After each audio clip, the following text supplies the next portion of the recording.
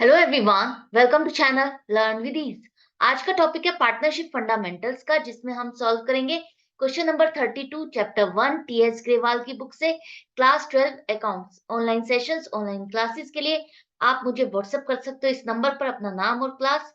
आप मुझे टेलीग्राम पर भी फॉलो कर सकते हो। तो क्वेश्चन में दिया है कि मोली और भोली दो पार्टनर है जिनकी कैपिटल दोनों ने कितनी कितनी लगाई है। 20,000 मोली की है और 10,000 है भोली की। अब यहाँ पर उन दोनों ने डिसाइड किया कि कैपिटल पर इंटरेस्ट दिया जाएगा 6% पर एनम के हिसाब से। दोनों की प्रॉफिट शेयरिंग रेशियो क्या है, 2:3। और पूरे साल में प्रॉफिट हमें हुआ है 1,500 रुपए। इस प्रॉफिट का डिस्ट्रीब्यूशन आपको इन दो केसेस में दिखाना है। फर्स्ट केस जहां पर एग्रीमेंट है हमारा इंटरेस्ट ऑन कैपिटल के लिए। हमने एग्रीमेंट जो बनाया है उसमें इंटरेस्ट ऑन कैपिटल के लिए हमने मेंशन किया है कितना दिया जाएगा या नहीं दिया जाएगा, सब कुछ मेंशन किया है। तो इंटरेस्ट ऑन कैपिटल हमें पार्टनरशिप डीड एग्रीमेंट के अकॉर्डिंग देना है। कितना किसको देना है? 6% के हिसाब से ओपनिंग कैपिटल। तो यहाँ पर जो कैपिटल इन्होंने लगाई है वही आपकी ओपनिंग कैपिटल है। इसी पर आपको कैलकुलेट करना है। तो दोनों का इंटरेस्ट कितना बनता है देखो। मोली का 20,000 पर 6% के हिसाब से पूरे साल का 1,200। और भोली का कितना बनता है पूरे साल का 10,000 पे 6% के हिसाब से 600। तो टोटल इंटरेस्ट आपका कितना हो गया? 1,800। अब हम क्या ये 1,800 पूरा इंटरेस्ट दे सकते हैं? हम उतना ही उनको इंटरेस्ट ऑन कैपिटल दे सकते हैं जितना प्रॉफिट है।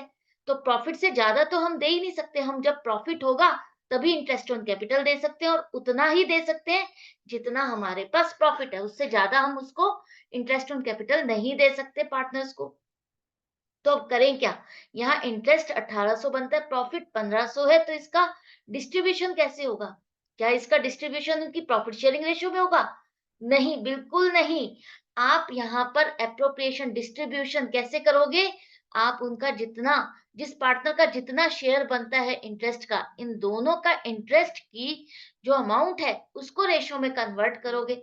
तो रेशियो को अगर इंटरेस्ट को अगर रेशियो में कन्वर्ट करते हो तो मोली और भोली की रेशियो क्या बन जाती है? 2:1। याद रखना, प्रॉफिट शेयरिंग रेशियो में नहीं बांटोगे। आपको जिसका जितना शेयर बनता है, इंटरेस्ट हो, सैलरी हो, कमीशन हो, उन सभी को मिला करके जितना भी शेयर बनता है। अगर क्वेश्चन में यहाँ पर दिया जाता कि इस पार्टनर को सैलरी भी देनी है, इस पार्टनर को कमीशन भी देनी है, तो सभी टोटल करोगे इस पार्टनर को क्या क्या मिलना था, कितना कितना मिलना था, और उसके हिसाब से हमारे पास प्रॉफिट कितना है। अगर प्रॉफिट कम है तो जिसका जितना शेयर बनता है सारी चीजों में, जो उसको उस साल मिलना चाहिए था, उसके हिसाब से उस अमाउंट को रेशियो में कन्वर्ट करोगे और फिर आप डिस्ट्रीब्यूट करोगे। तो 2:1 की रेशियो में आप 1,500 रुपए को डिस्ट्रीब्यूट करोगे। तो अब इंटरेस्ट जो मोली को मिलेगा वो 1,200 नहीं मिलेगा, उसको 1,500 का 2/3 पार्ट मिलेगा, जो कि 1,000 रुपए। इसी तरह से भोली को 600 रुपए इंटरेस्ट नहीं मिलेगा, उसको कितना मिलेगा? 1,500 का 1/3 पार्ट 500 रुपए। तो हमने इन दोनों को इंटरेस्ट भी दे दिया और उतना दिया जितना हमारे पास प्रॉफिट था। तो अब एप्रोप्रिएशन अकाउंट में आ जाओ। यहाँ पर प्रॉफिट आपका आएगा 1,500 क्रेडिट साइड पर, और जितना आपने इंटरेस्ट दे सकते थे, जितना प्रॉफिट था, उसी हिसाब से जो डिस्ट्रीब्यूशन किया है बस वही आप दिखाओगे। मोली को 1,000 रुपए, भोली को 500 रुपए, और यहाँ पर 1,500 रुपए दोनों साइड पे टोटल लिखोगे। करेक्ट? ये हो गया आपका एक पार्ट। फर्स्ट पार्ट आपको क्लियर हो गया।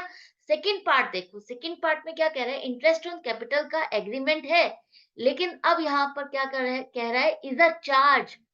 चार्ज का क्या मतलब है? अभी तक तो हम यही समझे थे कि एप्रोप्रिएशन है। Interest on capital appropriation of profit है, डिस्ट्रीब्यूशन ऑफ प्रॉफिट है एक तरह से। अब ये चार्ज का मतलब है कि आपको ये एक तरह से खर्चा मान के चलना है। जैसे इंटरेस्ट ऑन लोन दोगे या किसी पार्टनर को रेंट देना है, वो क्या है आपका? चार्ज अगेंस्ट प्रॉफिट है। वो खर्चे नेसेसरी खर्चे हैं, चाहे जितना भी खर्चा हो, आपको वो प्रॉफिट एंड लॉस अकाउंट में डालना ही डालना है। आपको ये नहीं देखना कि आज आपको प्रॉफिट हुआ है तभी आपको ये खर्चा डालना है। आपको ये खर्चा उस टाइम पर भी डालना है जब आपको नुकसान हुआ है, लॉस हुआ है। तो जब भी आपका स्टेटमेंट में आ जाए एग्रीमेंट में इंटरेस्ट ऑन कैपिटल देना है, लेकिन वो एज ए चार्ज देना है, मतलब कि ये नेसेसरी वाला खर्चा है जिसे हमें देना ही देना है। तो नेसेसरी वाला खर्चा है, तो इंटरेस्ट ऑन कैपिटल पहले तो कैलकुलेट कर लो। दोनों पार्टनर का हमें पता है। मोली का 1,200 है और भोली का 600 रुपए बनेगा। इसको अब आपको प्रोपोर्शनेट नहीं बांटना, जितना जिसका बनता है उस हिसाब से नहीं बांटना।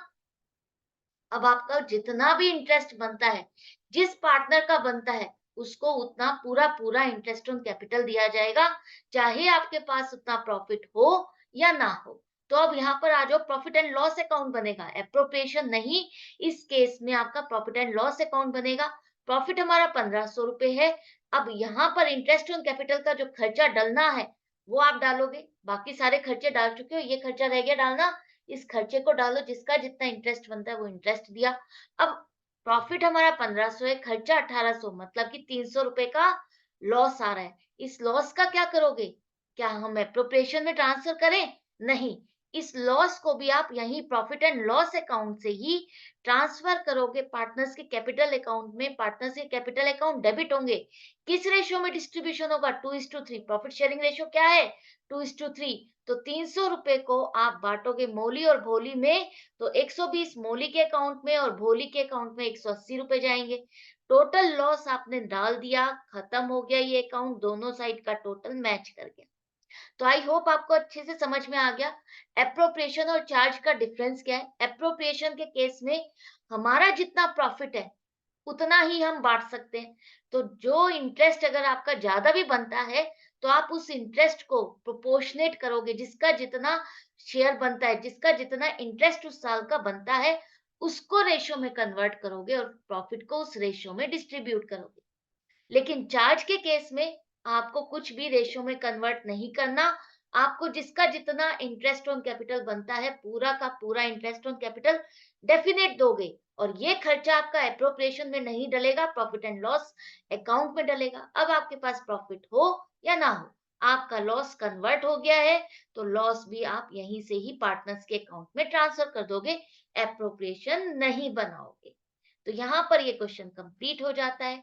आई होप आपको समझ में आ गया अच्छे से कि कैसे कैलकुलेशन करनी है, दोनों में क्या फर्क है, नहीं है, नहीं आया है समझ, डाउट या कंफ्यूजन है, तो कमेंट सेक्शन में लिख करके पूछ सकते हो। मैं मिलूंगी आपसे नेक्स्ट वीडियो में नेक्स्ट क्वेश्चन के साथ। Good bye.